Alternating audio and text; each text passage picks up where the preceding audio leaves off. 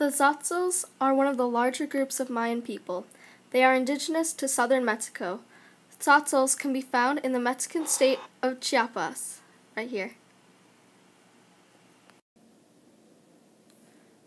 The backbone of the Tzotzil government is a regional town council. The presiding members of the city council of Sod are appointed by the town's respected elders. The main function of their government is to uphold Tzotzil traditions and values, settle conflicts between families, and resolve any disputes over territory. This town council form of government is probably a result of early Spanish colonization. The government of the Tzotzil is heavily intertwined with the institutions of family and religion.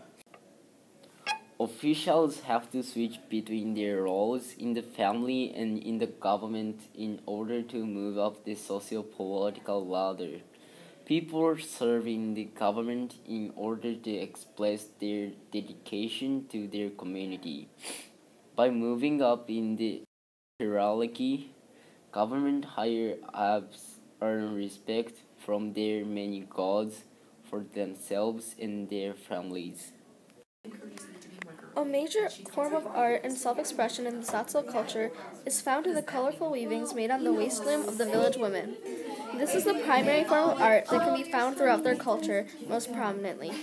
During religious celebrations, men will play music on instruments such as the flute, guitar, or violin. Unfortunately, due to long work hours and dealing with the struggles of poverty, Tzotzil people do not have much time or opportunity to develop any art form to a greater extent. Marriages are usually monogamous, but often they may be temporary. Divorcing from a long-term partner and getting married to a new partner is common practice of Tzotzil people. Girls are usually 14 or 15 years old at the time of their first marriage, and boys are usually 18. They and their parents have a ritual.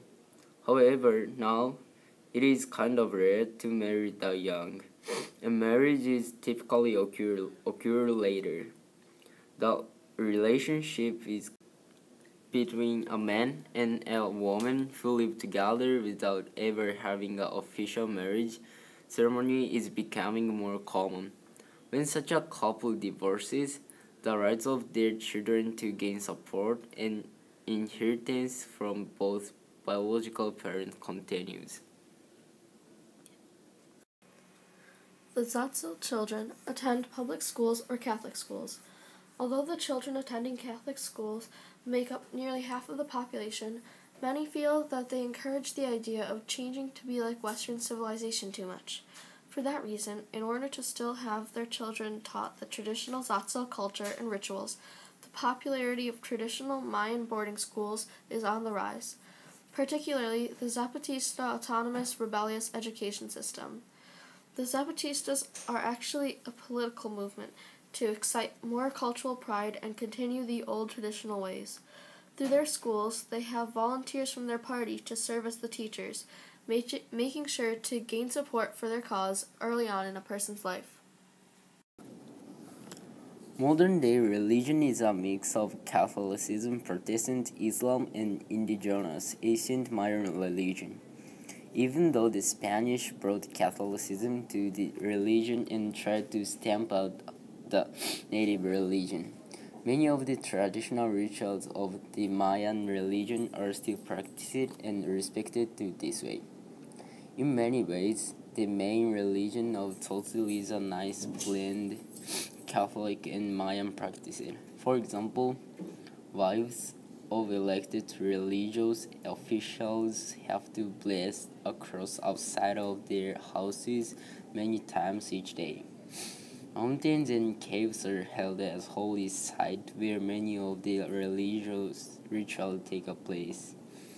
Death and the afterlife also play big roles in social spirituality. They bury dead loved ones with some of their prized possessions to take on the next world with them. They also believe that one day the spirits will reincarnate. One of the primary duties of the civil council members is to organize village festivals, parades, and all other festivities. Carnivals can last up to a week long. Most of these celebrations are in honor of certain patron saints. Another big commitment of these annual festivals is the financial burden that it causes the civil officials who pay for it all out of pocket. A specific example is the week-long carnival. During these 7 days, married men and women are allowed to couple with whomever they would like to without receiving punishment.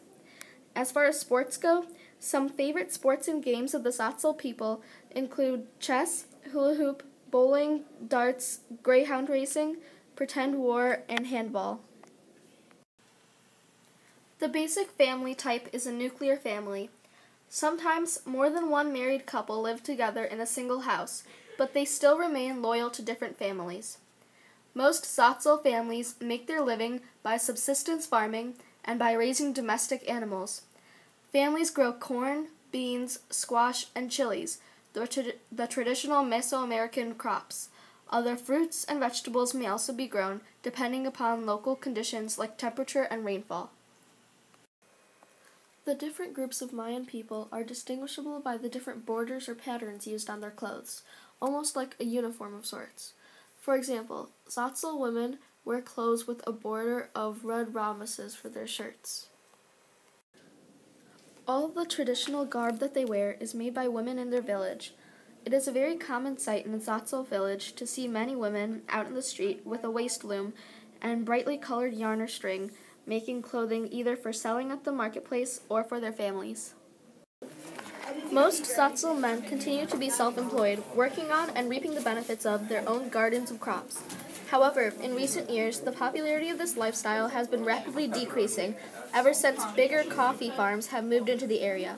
These coffee farms require a lot of labor, and although they're not well-paying by any stretch of the imagination, the workers can still make more earnings than when they were working for themselves. Other important economic assets of Tzotzil families are sheep, which provide wool to make clothes with, chickens, which are celebrated in certain religious ceremonies, and pigs. Food scarcity has become a major issue among the Tzotzil people. People are typically left to feed on whatever they can produce in their gardens and fields. Typical crops include most of the traditional Central American and Mexican fruits and vegetables, particularly corn, beans, and limes. Unfortunately, however, this is never enough food to sustain an entire family. Thus, the Tzotzil's diet is unusually subpar, leaving the people extremely malnourished.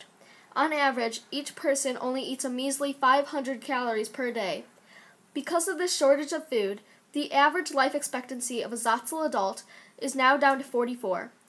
As for their housing, most houses are built with either desert adobe or the more modern option of cement blocks and clay. Practically all of their buildings have a thatched roof.